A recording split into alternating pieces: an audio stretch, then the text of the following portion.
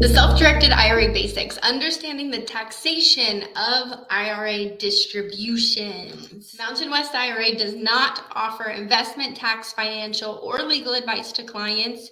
We do not promote, endorse, or offer any investments. Individuals who believe they need advice should consult with the appropriate professionals licensed in that area. Mountain West IRA likes to offer service through education. We believe this is the best way for you to learn all about self-directed IRAs and what is possible with your retirement accounts. We have a ton of videos on YouTube, and we are always adding more. So if you have questions or want to see something specific, please reach out to us. We are happy to hear from you when it comes to how we can educate you more, give you more information.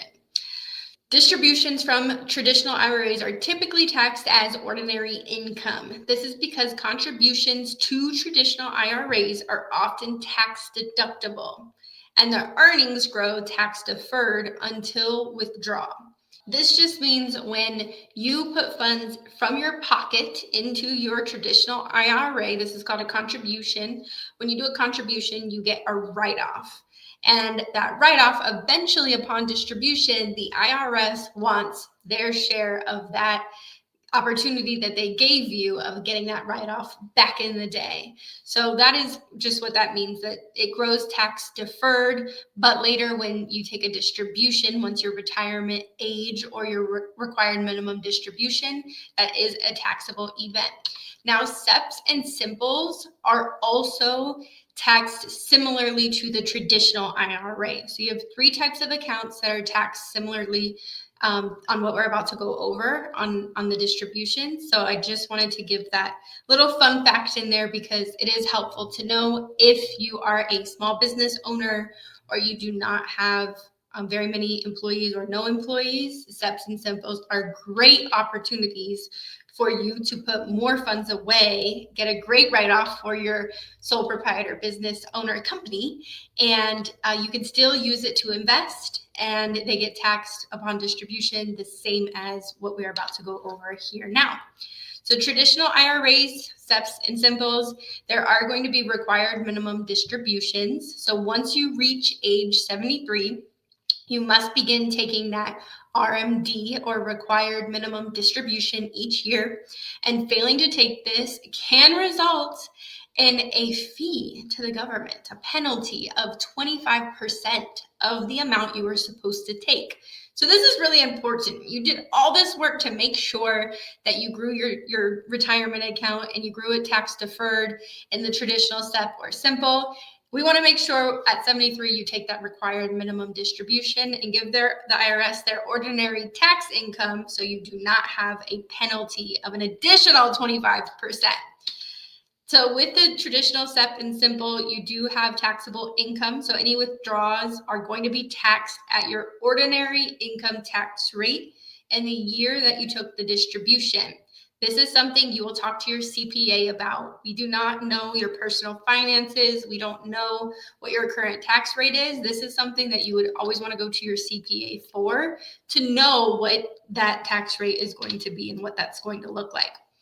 Now with the early withdrawals, so an early withdrawal, if you do withdraw funds before 59 and a half, you may be subject to a 10% early withdrawal penalty, in addition to your regular ordinary taxed income amount.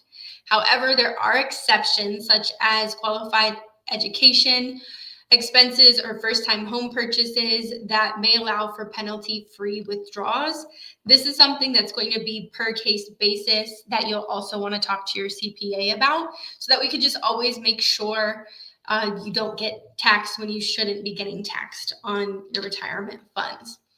Now we have the Roth IRA, which is very different on how it's taxed and distributed than the traditional SEP and simple, because the Roth IRA, when you put funds into the Roth IRA, so when you make your contribution to the Roth IRA, you are not taxed.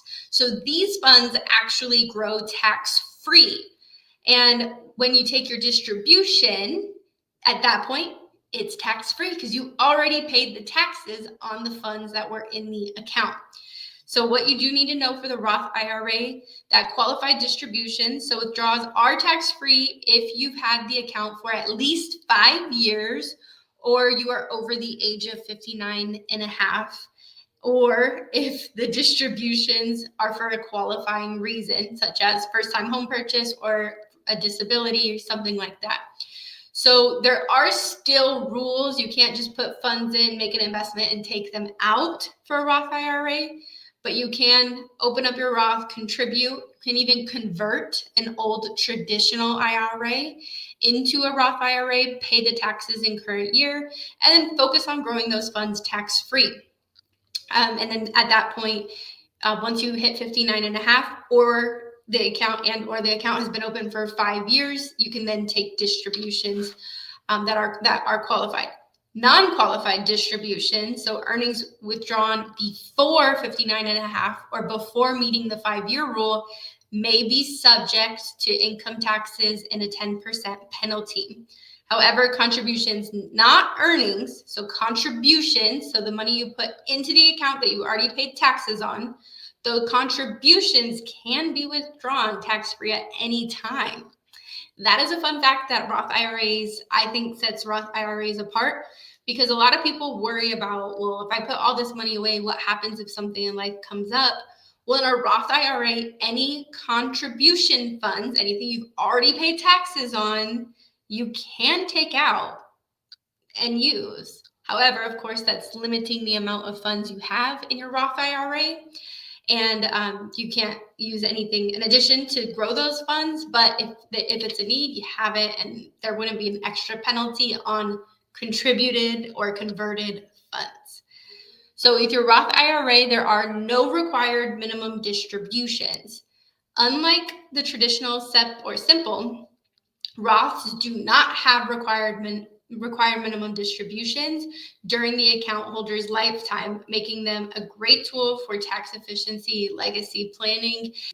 What I like to teach people when it comes to Roth IRAs is you pay taxes on the itty bitty seed, and you focused on growing those funds tax-free inside your Roth IRA, and you get the benefits of the big tree, and all your hard work has paid off, and you could take those funds after 59 and a half or 5 years, whichever comes later, and there are no penalties. So that's the beautiful part of a Roth IRA when it comes to taxation.